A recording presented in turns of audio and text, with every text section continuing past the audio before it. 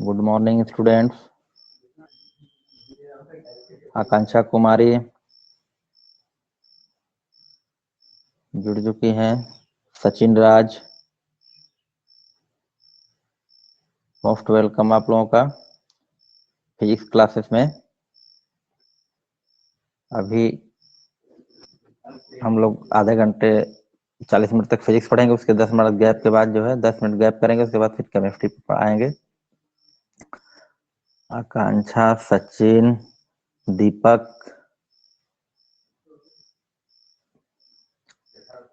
और लोग भी जुड़ जाएं।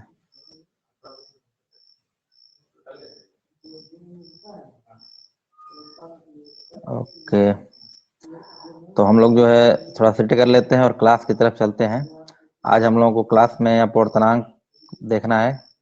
तो उस दिन थोड़ा सा स्नेल का नियम हम लोग पढ़े थे और थोड़ा सा अपवर्तनांक के बारे में भी जाने थे। स्नेल का नियम बहुत ही इंपॉर्टेंट होता है और उसी को आज आगे बढ़ाएंगे। अपवर्तनांक क्या होता है, विभिन्न माध्यम में अपवर्तनांक को कैसे हम ज्ञात करते हैं, प्रकाश की चाल से कैसे रिलेटेड है ये। तो थोड़ा सा 1 मिनट आप लोग बस रुकिएगा तो हम इसको सेट कर लेते हैं।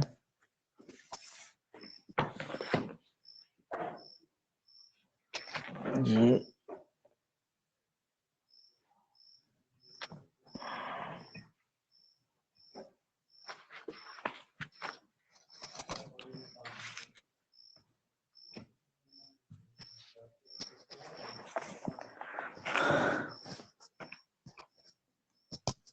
तो स्टूडेंट्स,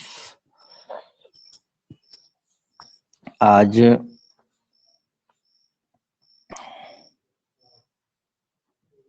डेट नहीं 2 है, डेट है आज 02/08/2021। डे है आज, दिन है आज का सोमवार, मंडे। उसके बाद टाइम रहेगा इसका क्लास का कितना, 9 बजे AM से 9:40 तक ये रहेगा। और ये सब्जेक्ट जो है, सब्जेक्ट है फिजिक्स, PHYSICS। और ये किस में रहेगा, साइंस में रहेगा, CIENCE रहेगा। तो आज हम लोग पिछले क्लास में हम लोग ये देखे थे, स्नेल का नियम में बताया गया था कि जो sine I upon sine R का रेशियो है उसको हम एक स्थिरांक से व्यक्त करते हैं। यहाँ पे आया था कि स्थिरांक, और ये स्थिरांक क्या कहलाता है, इसी को अपवर्तनांक कहते हैं। अपवर्तनांक, इसी को अपवर्तनांक कहते हैं। अब अपवर्तनांक को हम लोग डिटेल पढ़ेंगे आज, अपवर्तनांक कैसे कैलकुलेट करते हैं। तो हेडिंग डालते हैं आज का, अपवर्तनांक। अपवर्तनांक की इंग्लिश होती है रिफ्रैक्टिव इंडेक्स। इंग्लिश में इसको कहते हैं REFRACTIVE, रिफ्रैक्टिव इंडेक्स। ये है अपवर्तनांक की इंग्लिश। अपवर्तनांक को क्या कहते हैं, रिफ्रैक्टिव इंडेक्स कहते हैं। अब देखिए इसकी परिभाषा क्या है। जैसे आपको पता है कि पिछले क्लास में हम लोग जाने थे कि जब प्रकाश की किरण एक माध्यम से दूसरे माध्यम में जाती है, देखिए यहाँ पे एक बार फिर बता दे रहे हैं। जैसे मान लो एक कांच है और ये हवा है, ये हवा को किससे प्रदर्शित करेंगे, एयर से। कांच को किससे प्रदर्शित करेंगे, ग्लास से। ग्लास मतलब G और एयर मतलब A। एयर मत स्मॉल जी और स्मॉल ए से प्रदर्शित कर रहे हैं। तो अगर प्रकाश की किरण जो है ऐसे आ रही है और थोड़ा सा सघन माध्यम में जाएगी तो ऐसे आ जाएगी, थोड़ा ये अभिलंब है, मान लो ये बीच में अभिलंब है तो ऐसे किरण जा रही तो ऐसे घूम जाएगी, ठीक है। ऐसे जा रही है तो ऐसे घूमने थोड़ा सा घूमेगी, ये अभिलंब की तरफ थोड़ा सा घूम जाएगी ये। तो ऐसा क्यों होता है? क्योंकि ये सघन माध्यम है, ये डेंस माध्यम, इसकी डेंसिटी ज्यादा है, सघन माध्यम है। हवा में क्या है, ये विरल माध्यम है। और विरल और सघन को हम क्या बोलेंगे? प्रकाशिक विरल और प्रकाशिक सघन माध्यम बोल सकते हैं। तो ये दोनों का जो अनुपात होगा, कितना मुड़ा, कितना इसमें है और इसमें कितना मुड़ गया, दोनों का जो अनुपात होता है उसी को हम जो है रिफ्रैक्टिव इंडेक्स या अपवर्तनांक के माध्यम से हम व्यक्त करते हैं इसको। तो देखिए पहले इसकी परिभाषा लिखते हैं। तो अपवर्तनांक की परिभाषा क्या हो जाएगी? इसको जो है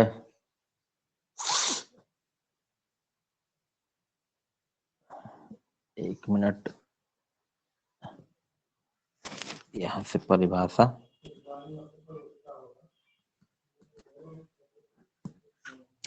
परिभाषा की जगह डिफिनीशन, डेफिनीशन,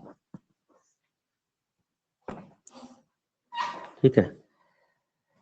तो डेफिनेशन इसकी क्या होगी, इसको देखिए, हम आराम से लिखते हैं इसको, आप लोग ध्यान से देखिए, फिर इसको प्रैक्टिस करेंगे, क्वेश्चन बेस पे सॉल्व करेंगे। किन्हीं दिए हुए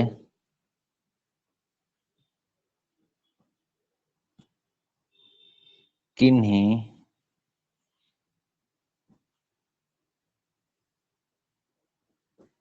दिए हुए माध्यमों के किन्हीं दिए हुए माध्यमों, माध्यमों मतलब मीडियम होता है, जैसे कि हवा हो गया और क्या हो गया, कांच हो गया या जल हो गया, ठीक है, ये सत हो गया, ठीक है। तो दो माध्यमों में जो है प्रकाश की किरण में जो परिवर्तन हो रहा है उसके रास्ते में, पाथ में, उसी को हम लोग रेशियो निकालेंगे यहाँ पे। किन्हीं दिए हुए माध्यमों के युग्म के लिए,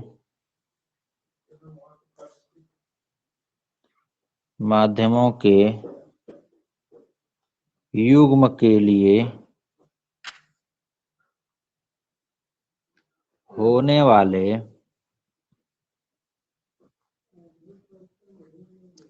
होने वाले दिशा परिवर्तन के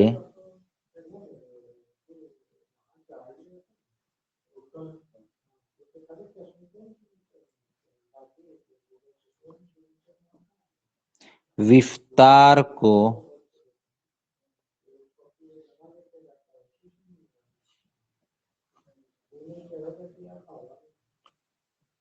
अपवर्तनांक कहते हैं।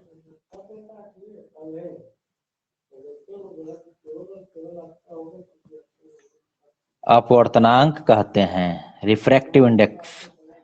किन्हीं दिए हुए माध्यमों के युग्म के लिए, हमेशा माध्यम युग्म में रहेगा, युग्म मतलब एक पहला माध्यम और दूसरा माध्यम। जैसे किसी, अगर उसका नाम हम नहीं लिख रहे हैं तो या तो पहला माध्यम हो जाएगा या दूसरा माध्यम हो जाएगा, ठीक है। या फिर इसको, अगर हवा का माध्यम है तो एयर से रिप्रेजेंट करेंगे, ग्लास है, कांच है तो जी से रिप्रेजेंट करेंगे, ठीक है। पानी है तो डब्लू से, वाटर से रिप्रेजेंट करेंगे। इस तरह से हम माध्यम को प्रदर्शित करेंगे। तो यहाँ पे देखिए क्या हो जाएगा फॉर्मूला। अब इसके नीचे मान लीजिए दो माध्यम है, एक एयर माध्यम हो गया और क्या हो गया, ग्लास माध्यम हो गया। तो हवा में या पानी हो सकता है, कुछ भी हो सकता है। तो अगर आपको एक स्पेशलाइज माध्यम नहीं देना है तो एक और दो कर सकते हैं, या स्पेशलाइज नाम लिखना है तो एयर वाटर कर सकते हैं, एयर ग्लास कर सकते हैं, ग्लास वाटर कर सकते हैं, ठीक है। तो इस तरह से माध्यम को जो है रिप्रेजेंट कर सकते हैं। तो यहाँ पे देखिए इसका फॉर्मूला क्या हो जाएगा, एन, एन क्या होता है, अपवर्तनांक है। इसको इसे इसको लिख देते हैं, इसे स्मॉल एन से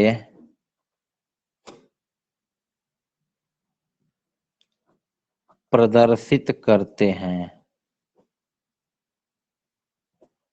स्मॉल एन से प्रदर्शित करते हैं। अब दो माध्यम दिया हुआ है तो यहाँ पे क्या है कि अगर यहाँ पे लिख दिया जा रहा है N21 लिख दिया जा रहा है, N21 लिख दिया जा रहा है, इसका अर्थ ये हुआ कि दूसरे माध्यम का अपवर्तनांक जो है पहले के सापेक्ष, अगर 1-2 लिख दिया जाएगा तो उल्टा हो जाएगा।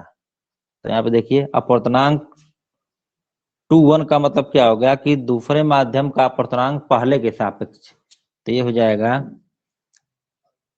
माध्यम 1 में प्रकाश की चाल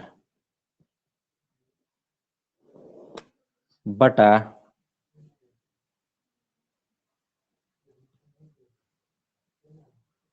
माध्यम 2 में प्रकाश की चाल, ये हो गया आपका डेफिनेशन।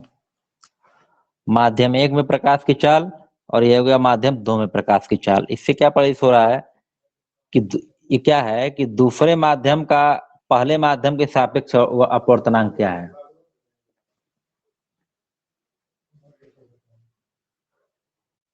तो इसको हम प्रकाश की चाल को अगर v से प्रदर्शित करेंगे तो क्या हो जाएगा, N21 इक्वल टू हो जाएगा v1 बटा v2। क्या हो जाएगा, v1 बटा v2।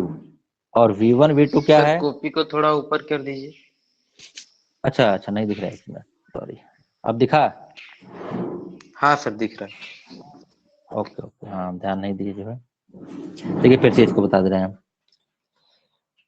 किन्हीं दिए हुए माध्यमों के युग्म के लिए, युग्म मतलब 2 माध्यम होगा साथ में, होने वाले दिशा परिवर्तन के विस्तार को अपवर्तनांक कहते हैं। इसे स्मॉल n से प्रदर्शित करते हैं। ठीक है, अभी स्मॉल n क्या हो गया, अपवर्तनांक हो गया। जो 2 और 1 लिखा हुआ है, 2 और 1 का मतलब क्या है कि दूसरे माध्यम का अपवर्तनांक पहले माध्यम के सापेक्ष।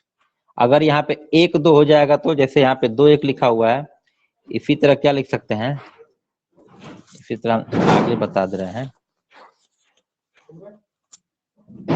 1 मिनट रुकिए आप लोग हैं।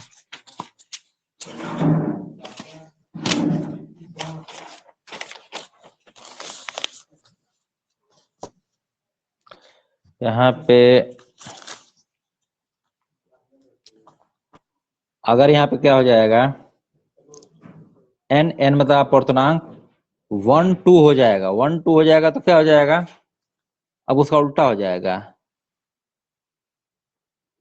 माध्यम 2 में प्रकाश की चाल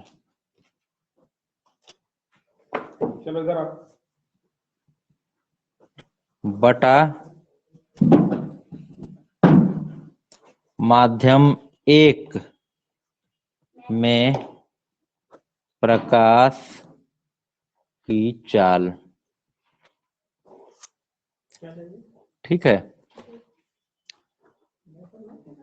n देखिए यहाँ पे भी ध्यान देना है कि अगर 1 पहले हो जाएगा और 2 बाद में रहेगा, अगर n पहले हो जाएगा और 2 बाद में होगा, अगर n पहले हो जाएगा और 2 बाद में होगा तो इसका मतलब ये हुआ कि दूसरे माध्यम के सापेक्ष पहले माध्यम का अपवर्तनांक, दूसरे माध्यम के सापेक्ष पहले माध्यम का अपवर्तनांक।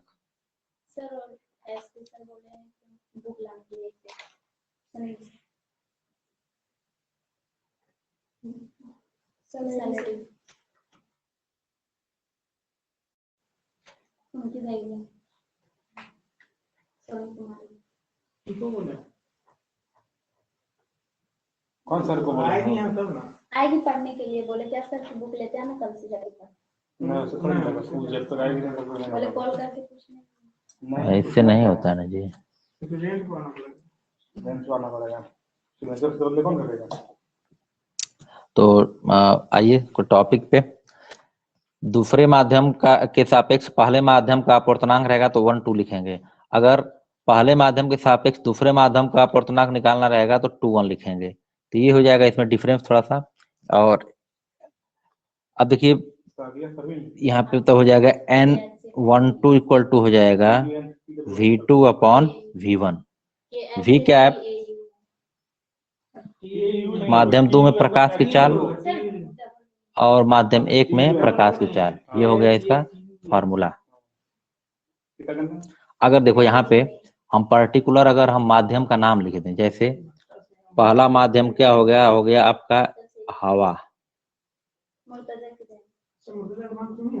अपनी बात नहीं, उनका बहन नहीं है तो हवा हो गया, तो हवा को एयर हो गया कहते हैं, ठीक है। और दूसरा हो गया मान लो तुम्हारा नाम बताओ। कांच हो गया, तो कांच को ग्लास कहते हैं इंग्लिश में। ग्लास का क्या हो जाएगा? स्मॉल जी हो जाएगा। तो अब इसको कैसे लिख सकते हैं कि अगर पहला माध्यम यहाँ पे क्या है? एयर हो, तो NaW इक्वल टू हो जाएगा VW का मतलब वाटर हो गया, यहाँ पे Ag लिख देंगे NAG, तो Vg अपान हो जाएगा Va। मतलब ग्लास में प्रकाश की चाल, कांच में प्रकाश की चाल बटा हवा में प्रकाश की चाल, ये हो जाएगा यहाँ पे। अगर यहाँ पे क्या हो जाएगा? NGA हो गया, तब क्या लिखेंगे? इसका उल्टा हो जाएगा। तो GA हो गया तो यहाँ पे क्या हो जाएगा? VA अपान VG हो जाएगा। अगर AG है तो VG अपान VA, अगर GA है तो VA अपान VG। मतलब जिसका निकालना रहेगा ग्लास का अपवर्तनांक, ग्लास का एयर के सापेक्ष लेना है तो वो ग्लास नीचे रहेगा। इसको ध्यान देंगे आप लोग। पीला वाला होगा। पीला की नीला खोलो उसको रे। अब देखिए निरपेक्ष अपवर्तनांक क्या होता है, इसको जानेंगे। 10वां क्लास का है, छोड़ दीजिए। निरपेक्ष अपवर्तनांक इंग्लिश में इसको कहते हैं एब्सोल्यूट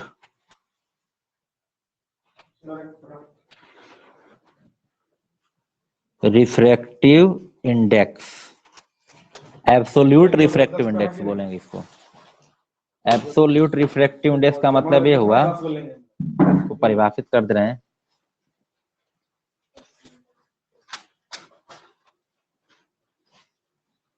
देखिए क्या इसकी परिभाषा। यदि माध्यम 1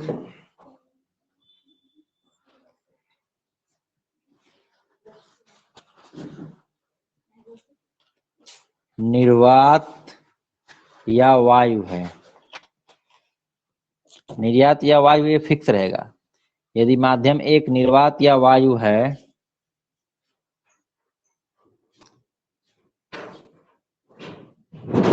तब माध्यम 2 का अपवर्तनांक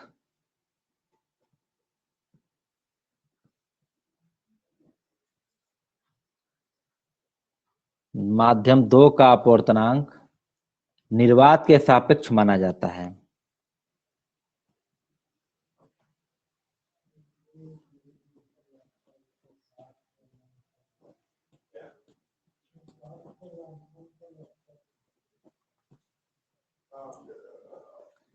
निर्वात के सापेक्ष माना जाता है। यह माध्यम का निरपेक्ष अपवर्तनांक कहलाता है, जो माध्यम का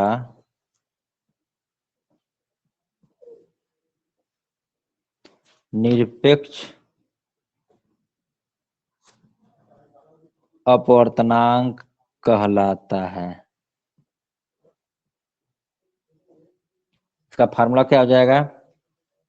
NM, M मतलब मीडियम, माध्यम।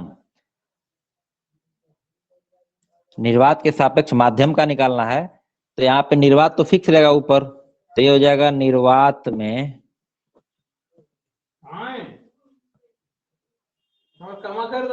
प्रकाश की चाल। निर्वात में प्रकाश की चाल और बटा हो जाएगा अच्छा, माध्यम में कुछ उम्मीद है भाई?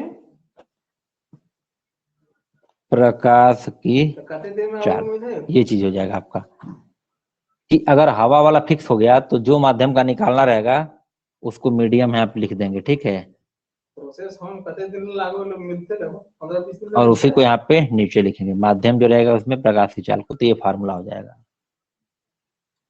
अच्छा, अब इससे आपको अगर एक प्रश्न दे दिया जाए इधर, सबके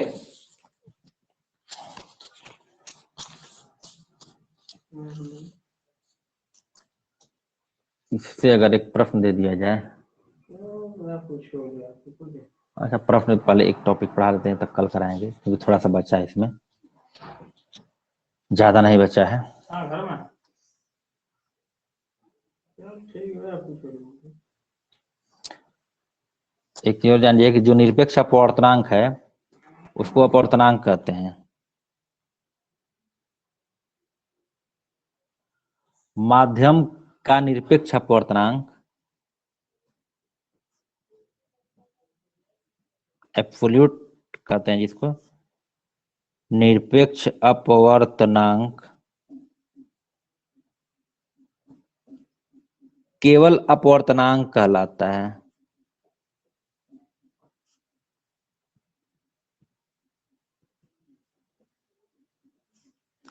अपवर्तनांक कहलाता है, ठीक है, मतलब किसी का भी अगर अपवर्तनांक कहीं आपको दिया जाएगा तो वह निरपेक्ष अपवर्तनांक ही होता है।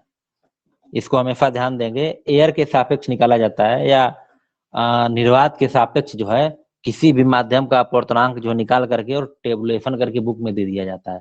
तो अगर आपसे पूछा जाएगा कि जो बुक में सारणी या अपवर्तनांक का चार्ट दिया जाता है वो कौन सा अपवर्तनांक है, तो आप लोग बताएंगे निरपेक्ष अपवर्तनांक है। जैसे एग्जाम्पल देख लीजिए, अब एग्जाम्पल में देख लीजिए, इधर माध्यम हो जाएगा, गरीबी का भी परिभाषा है दो प्रकार के निरपेक्ष और सापेक्ष। अच्छा एब्सोल्यूट सब आपसे अभी लेना है, सब अभी तो शुरू करना है। माध्यम हो गया और यह हो गया अपवर्तनांक।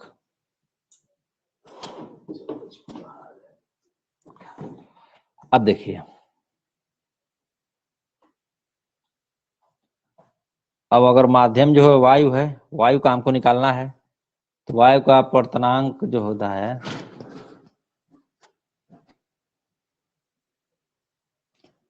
1.0003 0003 होता है, और इसका कोई अपवर्तनांक का जो है कोई मात्रक नहीं होता है, ठीक है। क्यों मात्रक नहीं होता है?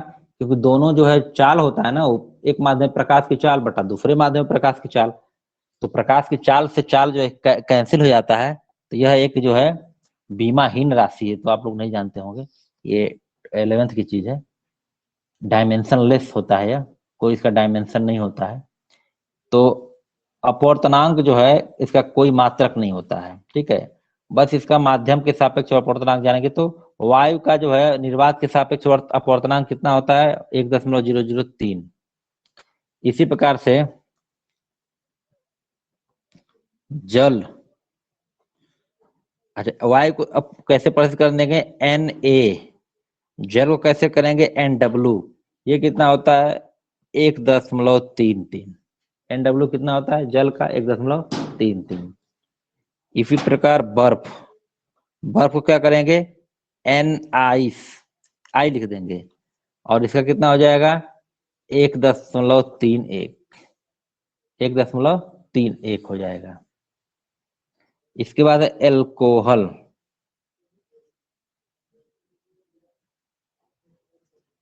एल्कोहल का हो जाएगा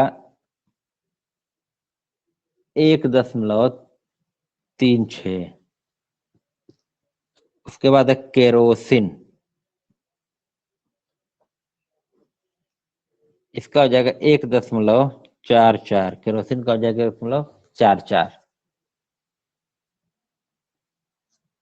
उसके बाद एक नंबर हो गया, 2 हो गया, 3 हो गया, 4 हो गया, 5 हो गया।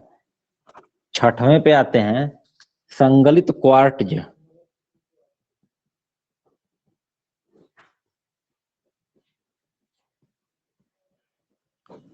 संगलित क्वार्ट्ज का होता है 1.46।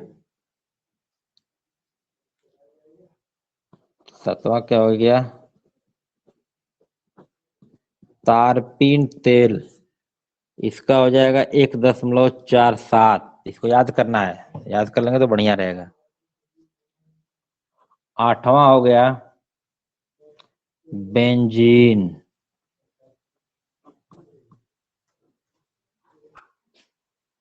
ये हो गई 1.50।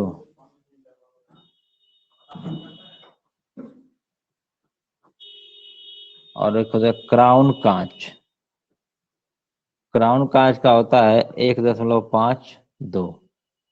बाकी और भी दिया हुआ है, उसको भी बता दे रहा हूं। 9 हो गया। 10 पे है कनाडा बाल्सम, ये पदार्थ है, याद रखेंगे, ये सब थोड़ा पूछा जाता है एक आध दो इसमें से। कनाडा बाल्सम जो होता है 1.53 होता है इसका। खनिज नमक,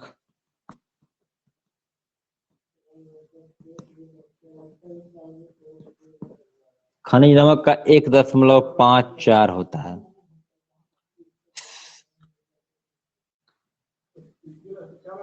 कार्बन डाइसल्फाइड,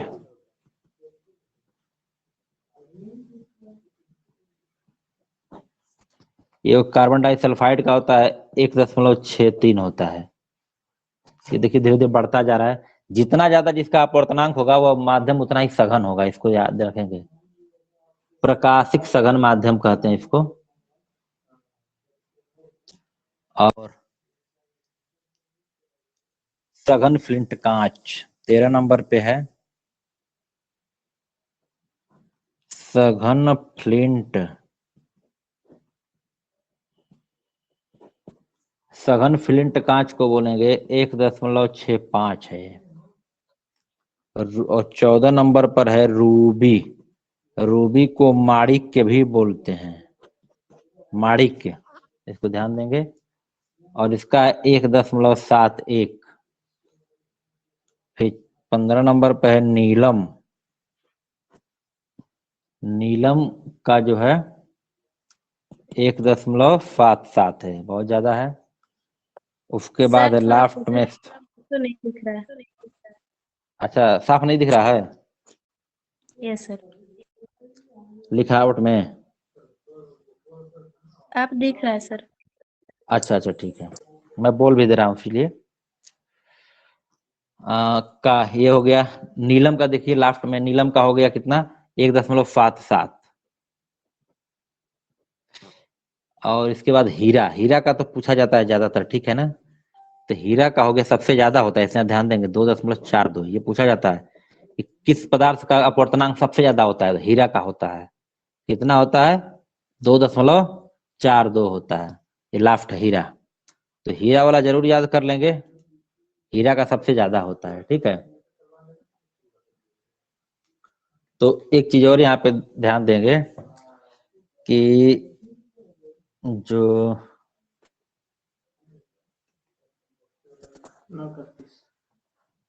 जो ये अपवर्तनांक होता है, ये माध्यम के अनुक्रमणपाती होता है, ठीक है, सघनता के। प्रकाशिक सघन, ये सघन और विरल माध्यम बोला जा रहा है ना, उसको प्रकाशिक सघन और प्रकाशिक विरल माध्यम बोल सकते हैं। तो जो अपवर्तनांक होता है, अपवर्तनांक जो है, यह अपवर्तनांक प्रकाशिक सघन माध्यम के, अपवर्तनांक प्रकाशिक सघन माध्यम के अनुक्रमानुपाती होता है। अनुक्रमानुपाती होता है, अनुक्रमानुपाती होता है। इसका मतलब क्या हुआ कि जो जितना ज्यादा जिसका सघनता रहेगा जिस माध्यम का, उसका अपवर्तनांक भी उतना ही ज्यादा होगा। जैसे देखिए वायु है, बहुत विरल है ना, उसका सबसे कम है। बर्फ है, जल है, एल्कोहल है, केरोसिन है, जैसे जैसे बढ़ते जा रहे हैं उसका सघनता बढ़ता जा रहा है, उसका अपवर्तनांक भी बढ़ता जा रहा है। तो इसको ध्यान रखेंगे कि जितना माध्यम सघन होगा अपवर्तनांक भी उस माध्यम का उतना ही ज्यादा होगा। ठीक, नोट में लिखेंगे हीरे का अपवर्तनांक